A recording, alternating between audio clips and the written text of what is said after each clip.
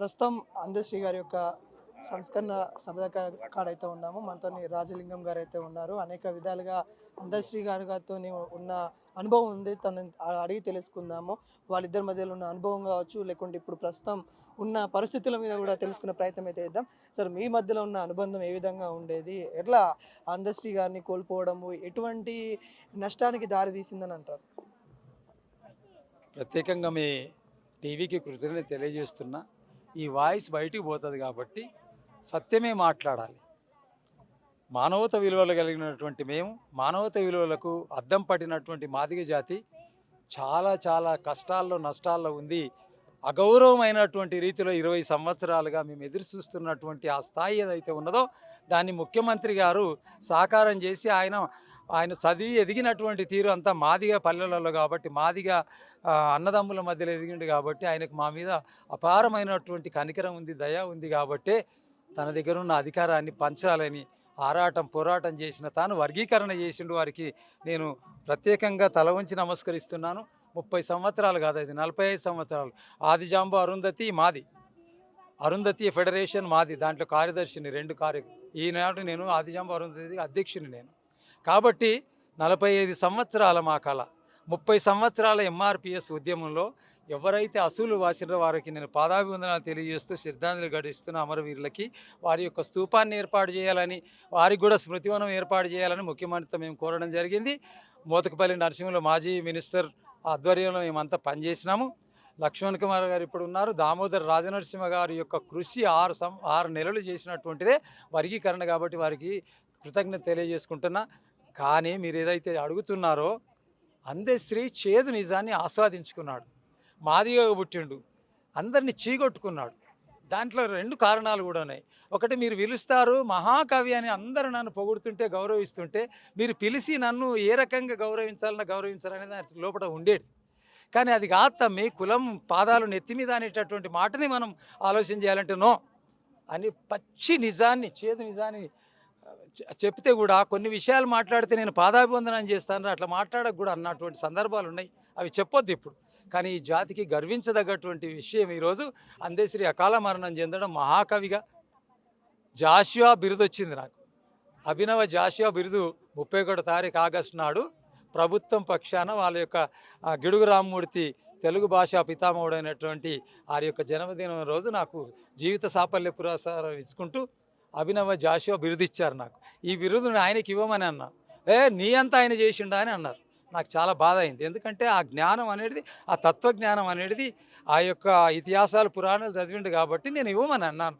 నేను ఈ మధ్యలో మాట్లాడుకుంటే నేను కాబట్టి కొన్ని విషయాలు ఉన్నాయి మేము మాట్లాడుకోవడానికి. కానీ అందే అనేవాడు అస్సలు అట్లా పడ్డటువంటి బాధలు, ప్రసవ వేదన ఏదైతే ఉందో, చాదరగట్టు పూల మీద ప్రసవించిన ఆ తీరు, ఆయన మేస్త్రి పని చేసిన తీరు, ఆయన బతికిన తీరు, పిల్లగాడు వెళ్ళిపోయిన తీరు, ఆ మానసిక క్షోభ చావాలనే స్థితి నుంచి ఆయన మహాకవిగా ఎతికిండు ఈ 35 సంవత్సరాల్లో మా మధ్యలో.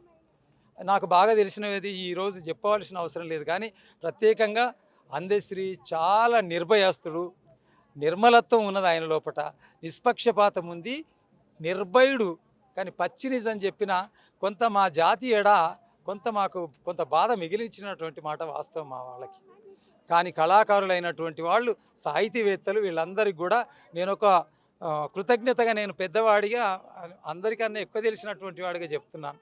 ఆయన చీదరించుకోవడానికి కారణాలు ఏమైనా దాన్ని మనం కాదు, ఈవేళ మన జాతి యొక్క గౌరవాన్ని నిలిపి వెళ్ళిండనేటటువంటి దాని దిశగానే మనం పయనించి, ఏదైతే ముఖ్యమంత్రి గారు ఒక దిశ నిర్మాణం చేసి ఈవేళ స్మృతివనం ఏర్పాటు చేస్తే ఆయన ఎంత కాదనుకున్నా ఈవేళ స్మృతివనం ఏదంటే అందశ్రీది అంటే మాదిగల యొక్క ఆత్మ అక్కడ ఉందని దాని అర్థం. కాబట్టి నేను చేతులెత్తి మొక్కి అడుగుతున్నా, మన కవిత్వంలో కూడా ఖచ్చితంగా చేదు నిజాలకు రాద్దాం. నేనైతే మొట్టమొదటిగా రాస్తాను.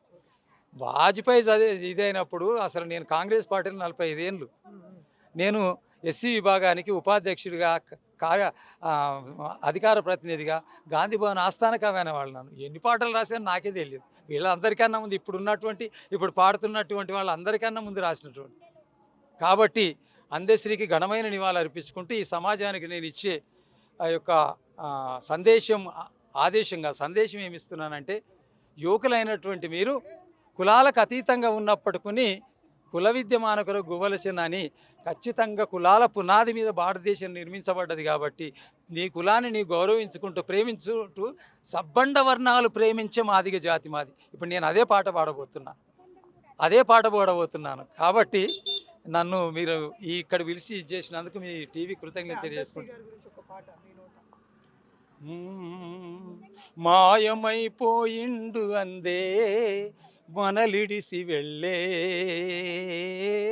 మాయమైపోయిండు అందే మనలిడిసి వెళ్ళే, సబ్బండ వర్ణాల సమత సిద్ధాంతిగా సబ్బండ వర్ణాల సమతోద్ధరణకై గీతాలు రాసిండు స్థిర కీర్తిగా చిండు, సబ్బండ వర్ణాల సమతోద్ధరణకై గీతాలు రాసిండు సమత సిద్ధాంతిగా మాయమైపోయిండు అందే మనలిడిసి వెళ్ళే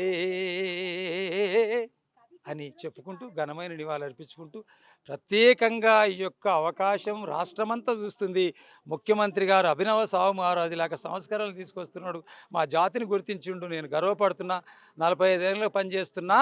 ఈ మాట మీరు ఖచ్చితంగా టీవీలో చెప్పాలి. ఏమంటే అందశ్రీ లేనటువంటి లోటును అందశ్రీ అన్నగా, అందశ్రీ కన్నా ముందటి తరం వాడిగా, అందశ్రీ కన్నా ముందు రాసినటువంటి వాడిగా, అంతకన్నా ఎక్కువ రాసినటువంటి వాడిగా నేను కాంగ్రెస్ పార్టీలో 45 ఏళ్ళుగా ఉన్నా కాబట్టి మీ అన్నగా, మీ ఈవేళ పార్టీలో శిష్యుడిగా మహేష్ గౌడ్ పిసిసి అధ్యక్షుడి వారికి విజ్ఞప్తి చేస్తున్నా. ఖచ్చితంగా నేను అందశ్రీ యొక్క వారసత్వాన్ని పునిపుచ్చుకొని కాంగ్రెస్ పార్టీ దినదిన ప్రవర్తమానం అయ్యే దాంట్లో నేను భాగస్వామిని అవుతాను. ఇప్పటికీ అవుతూనే ఉన్నాను కాబట్టి ముఖ్యమంత్రి గారికి, వారి కార్యవర్గానికి, లక్ష్మణ్ కుమార్ మంత్రి గారికి, జూపల్లి కృష్ణారావు మంత్రి గారికి, అదేవిధంగా మోతుపల్లి నరసింహులు గారికి, అదేవిధంగా మా యొక్క అతి ప్రధానమైనటువంటి వ్యక్తి దామోదర రాజనరసింహ మినిస్టర్ గారు ధన్యవాదాలు తెలుసుకుంటూ జోహార్ అందశ్రీ. ధన్యవాదాలు.